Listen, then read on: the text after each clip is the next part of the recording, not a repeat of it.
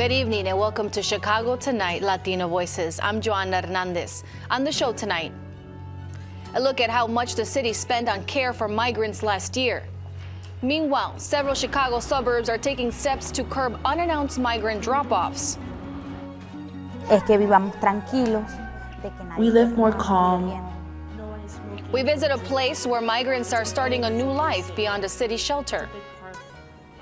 And what homebuyers and sellers can expect in 2024. And now to some of today's top stories. A group of Illinois voters are trying to kick former President Donald Trump off the ballot in March primary and the November election. WBEZ and the Chicago Sun-Times were the first to report on the voters filing to the State Board of Elections. In it, the group says Trump is not qualified to run because of his role in the January 6th insurrection and a provision in the 14th Amendment that bans insurrectionists from holding public office. Colorado and Maine have already decided to remove Trump from the ballot, while challenges in 14 other states are pending. The cases will likely be decided by the U.S. Supreme Court. And some Chicago families with ties to Gaza are asking local and state politicians to take more action in the ongoing conflict. Today, the Chicago chapter of the Council on American Islamic Relations held a news conference alongside Palestinian American families and doctors to plead with local officials to help their families in Gaza and call for a ceasefire. A local medical researcher says he has 12 family members living on the street while thousands deal with a lack of food.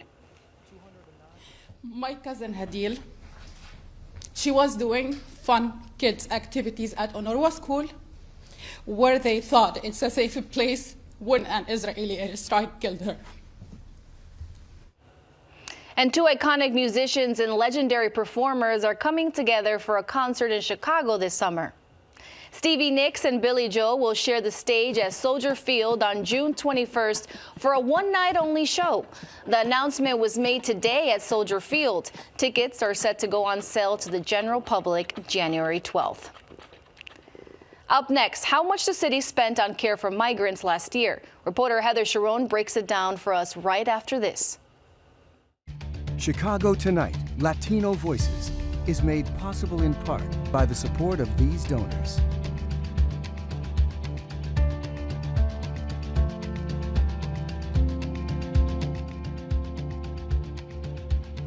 City officials paid at least $138 million in 2023 to house, feed, and care for migrants sent to Chicago from the southern border. That's according to new data obtained by WTTW News. But that tally defies predictions released by city officials in mid-October that the cost of the migrant crisis would top $361 million by the end of last year. WTTW News reporter Heather Sharon joins us now with a look at the financial toll of the humanitarian crisis gripping Chicago. Now, Heather, first question. Chicago appears to have spent about 40% less caring for the migrants last year than officials expected. Why? Well, those projections earmarked $158 million to build massive base camps to house the migrants. And as we all know, those plans never came to fruition. But even accounting for those projections, there's about $65 million less that the city actually spent than they had thought that they were going to.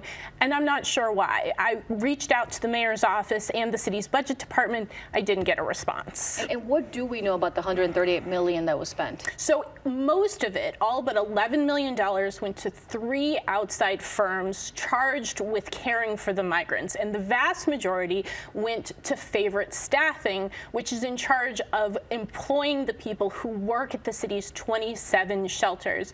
Now, the city renegotiated that initial contract with Favorite Staffing for about $40 million through the end of 2024, which would represent about $50 million less than the city paid that firm in 2023. Where did that money come from? So most of it came, about $78 million, from the state and federal governments to Chicago to help the city cope with the crisis. But about $59 million came directly from the Chicago taxpayers from the fund that the city uses for discretionary services, the corporate fund. Whether or not that will be enough to sort of in 2024 to cover it, it's very much an open question. And give us an update on the crisis. So by this morning, nearly 27,000 migrants had arrived in Chicago from the southern border. There are more than 14,700 people in those 27 city shelters, and there are about 400 people as of this morning waiting for beds to open up in the city shelter. So the crisis, which last year ebbed during the cold winter months, is only showing signs of escalating. Well, thank you, Heather, as always, for the update. Thanks, Joanna. And you can read Heather's full story on our website. That's WTTW.com/news. Up next, how Chicago suburbs are trying to curb unannounced migrant drop-offs.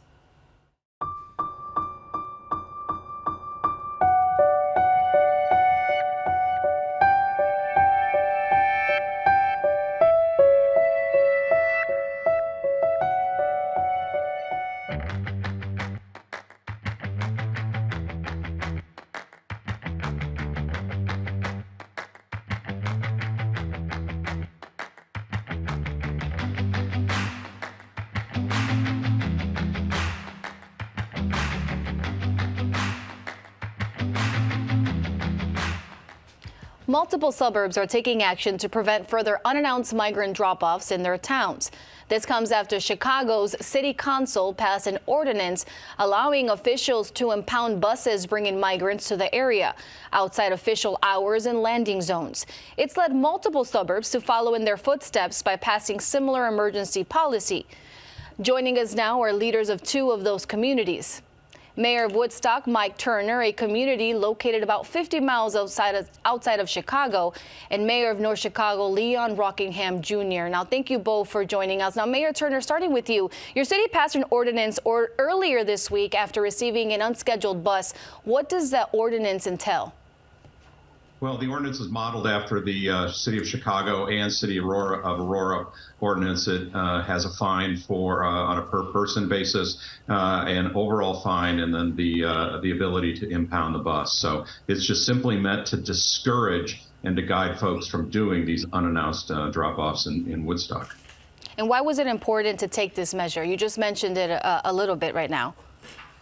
Well, the reason is that, clearly, City of Chicago put in place the ordinance, and it was successful because those, or at least somewhat, because there are, drop-offs going on elsewhere in the Chicago metro area. We're just not equipped as a city to handle the migrants that get dropped off there. And so we decided as a council that, that we should put in place a similar ordinance to avoid those drop-offs. And Mayor Rockingham, going to your city, has taken preventative measures and passed your own ordinance. How come?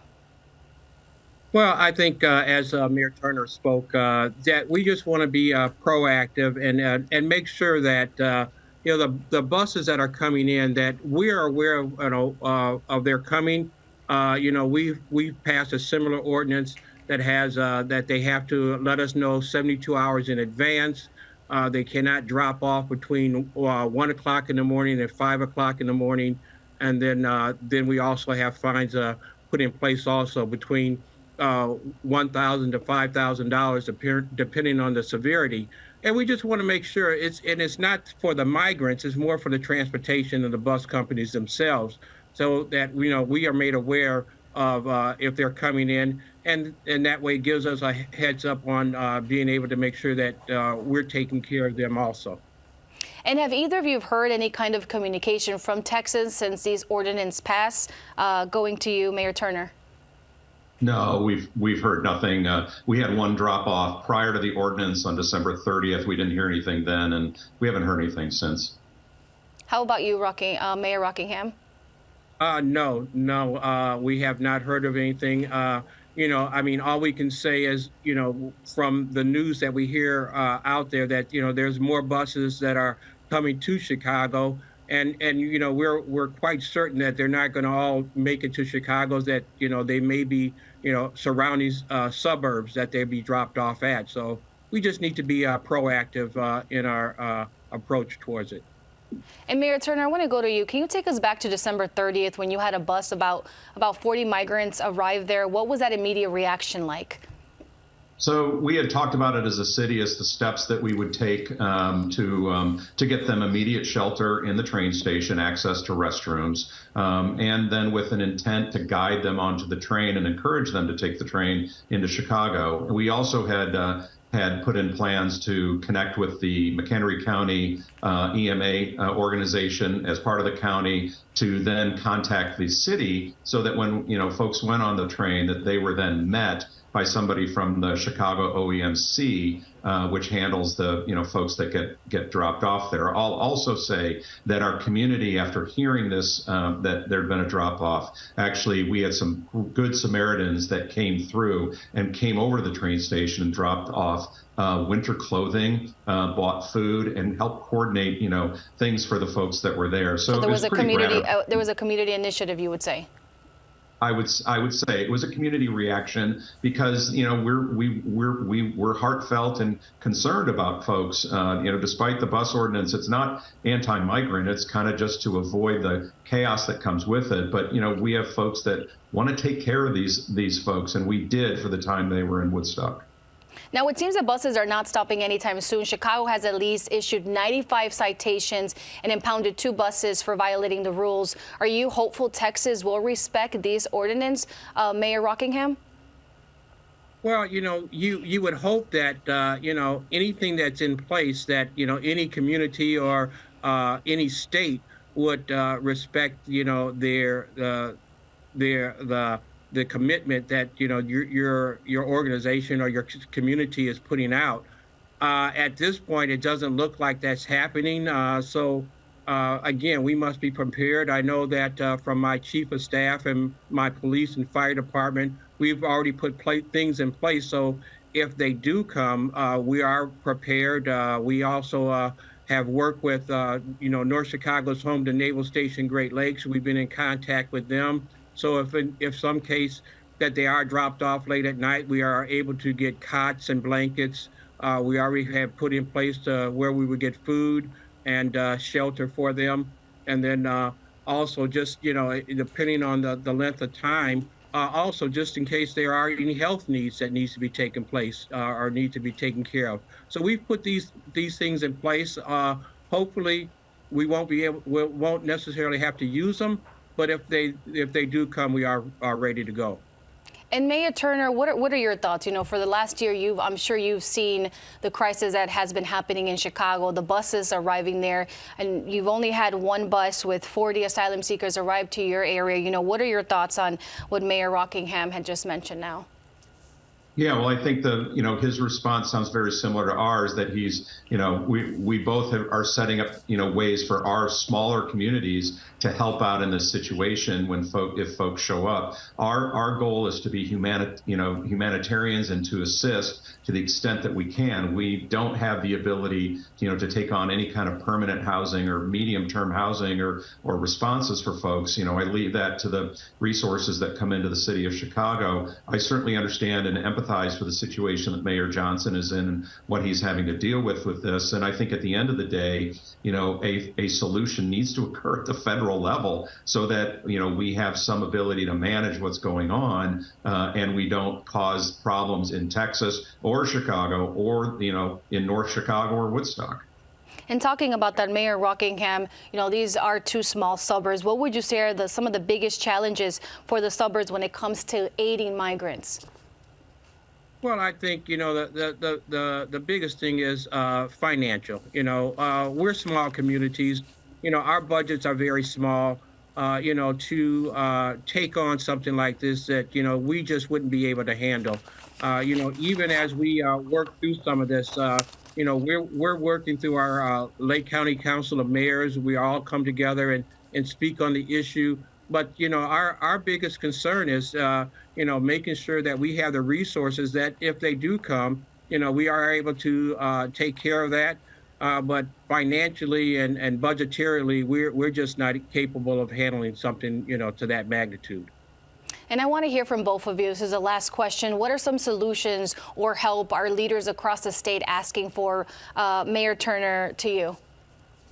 Well, so, from my perspective as mayor, we're going to be compassionate if folks happen to show up and get dropped off. We want to help them to the extent we can, but we also have limits, as Mayor Rockingham stated, financially, and our ability, our staffing, expertise, and monetary resources. So, what I want to see have happen is that, Chicago needs more assistance to help manage this influx. And we also, as I mentioned earlier, we have to have a solution at a national level to managing this better, so that all of us, and including the folks who want to come here, are doing in a way that's, it's easier for all of us to help manage.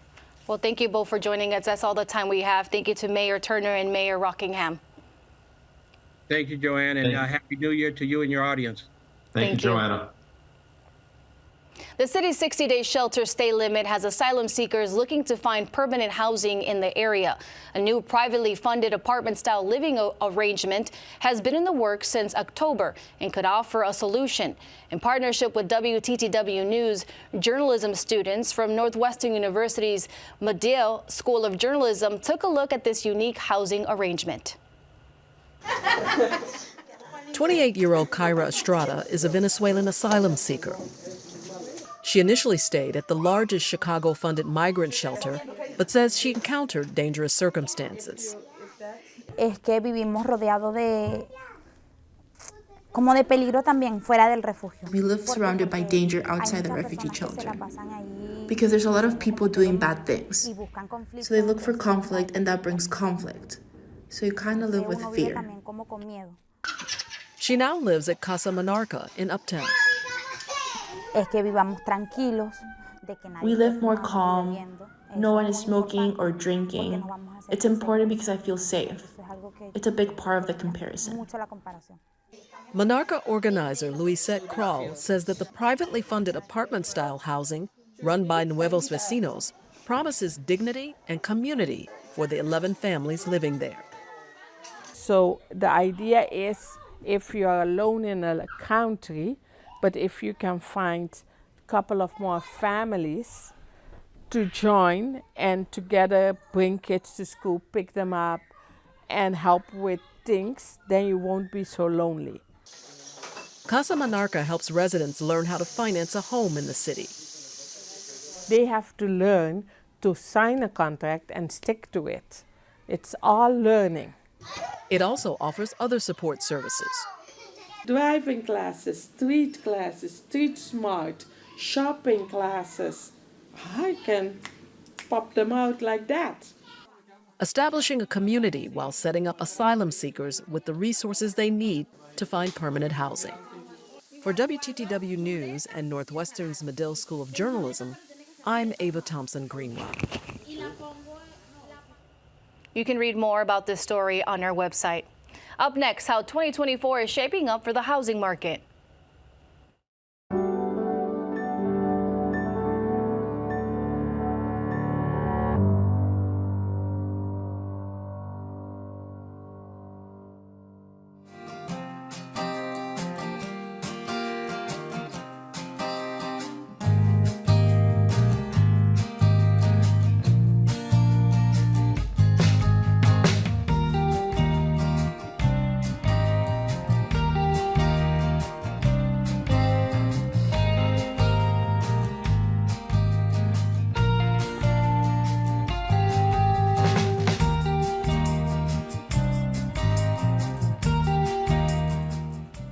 Learning about interest rates and home prices can be overwhelming, but many Latinos have conquered those challenges, becoming a growing demographic of homebuyers, according to data from the U.S. Census Bureau. Here to take a look ahead at the market in 2024 is Emilio Fabian Diaz, Vice President of Mortgage Lending at Guaranteed Rate. Thank you for joining us. I had just mentioned to you, I just bought a property, so I understand how overwhelming it could be. Now let's start with interest rates. After reaching almost 8% last year, we saw them drop slightly in December. Should buyers expect this to continue in 2024? What are your predictions? So that is what we're seeing now, Joanna, is we're seeing, a consensus across the board. The Fed has already talked about them cutting their rates in this coming year. So with the Fed expecting to cut their rates, we could then see on our side, the mortgage lending side, our rates also go down. And for people who don't know, like really what interest rates mean, and they are 8%, 7%, 12%, can you break that down for us a little bit? So an interest rate is what the bank is going to be charging you annualized over the year, broken down monthly, and you will be paying it with your monthly payment. Most loans are going to be a 30-year fixed interest rate. They're going to be amortized over that 30-year. I know these are a lot of scary words I'm probably saying, Joanna, but at the end of the day, over the 30 years, if you make your payments at the minimum amount, you will pay off the balance that you owe the bank. So good news there. You work primarily with first-time home buyers. Would this prompt more of them to, do you think this will prompt more of them to enter the market and buy their first home? I believe so. Historically speaking, home ownership is the largest contributor to net worth in the United States. There's studies that say in 2019, the average homeowner had a net worth 40 times greater than a renter. So I do believe that home ownership is still going to be very important. Would you say that's the way to go? I know sometimes it's not, maybe it's not the solution for everybody. Yeah, definitely speaking, I would say that it is always going to be an advantage to be a homeowner, correct. And are there other factors leading people to buy homes, such as increasing rental prices? That's something that I have heard. I'm not sure of the exact studies or numbers behind that, but with rents going up, some people think that it is easier for them to pay a mortgage. Right now, it's harder to rent. They're scrutinizing renters more. They're looking at their credit. They're looking at their income. They're looking at their assets. They're also asking for sometimes 2 months of a security deposit, which can sometimes equal a down payment. That's a lot. Sometimes it's insane. I'm like, hold up. What would you say is encouraging Latino buyers? Again, the information that's coming out, there are reports talking about the growth of Hispanic home ownership. So just bridging that wealth gap, I think the rates of home ownership we're going to see, raise in our Latino community. And how many families or people would you say that you helped them buy their first home last year? It's weird to say last year because it's only like a week ago. It's just a week ago. No, we've been fortunate enough to help hundreds of families. That's something that I look forward to continuing this year forward and in the future as well. And what made you want to get into helping people, purchase homes? Great question, right? So back in 2016, when I got licensed, I saw the lack of information that sometimes was available to our community. So I just wanted to make sure that our community had someone that spoke their language, that understands them and their goals to help them achieve their goal of home ownership. So it came with personal experience. Yes. And I know sometimes between age brackets, sometimes it feels like it's almost impossible. Have you seen an increase within the age? Like maybe let's say like between 20 to 35 that people are trying to buy property? Yeah, that's another study that's come out. There is a larger family formation that's growing in the Latino community. So a lot of us, including myself, first generation Americans here are, entering the home ownership right now. I'm first generation too, so I think when I bought finally my first property, it was like, hold on, I did it. Is that how you felt? The American dream, right? That's what we all get told, right? It's almost like I have to pinch myself. I'm like, did I just really do this? Isn't it? Is that what you tell other people who are similar in our shoes, like you can do it too? Correct. Yeah, that's something that it's very accessible. This past year, we dealt a lot with affordability, just with the higher rates and prices staying high. The demand was still high, so prices stayed high. So the affordability was something that we really, faced last year. But now with rates hopefully forecasted to go down, the affordability isn't so much the issue, and we make home ownership accessible to everybody. So you could probably guess that maybe more people are going to try to buy. Yes. On the other hand, are sellers going to take this in consideration and be more willing to sell, would you say? That's something that, definitely our real estate professionals can definitely, help answer that question as well. I do feel that they will hopefully be inclined to put their property on the market, knowing that they can also get into a new mortgage that's not the 8% anymore. Yeah, and when interest rates possibly going down, would you say this will help the problem of housing inventory? Hopefully I dealt with that. Yes. Working with, a licensed professional can also help financing be more creative, where we can help you expand the properties that are available to you with different type of loan programs. And someone who's been doing this, what tips would you have for people looking to get into this market this year? Definitely reach out to a professional, start a conversation, let them know what your goals are, work with somebody that is really going to listen to you and help you focus on your goals and help you reach those goals instead of their own personal goals. Well, thank you so much for joining us today. Thank you for having me, Joanna. And we're back to wrap things up right after this. Stories about Chicago home ownership are supported by funding from the Chicago Community Trust. And that's our show tonight. Be sure to check out our website, WTTW.com/news, for the very latest from WTTW News. And join us tomorrow night at 5:30 and 7 for the Weekend Review. Now, from all of us here at Chicago Tonight, Latino Voices, I'm Joanna Hernandez. Stay healthy, stay safe. Buenas noches.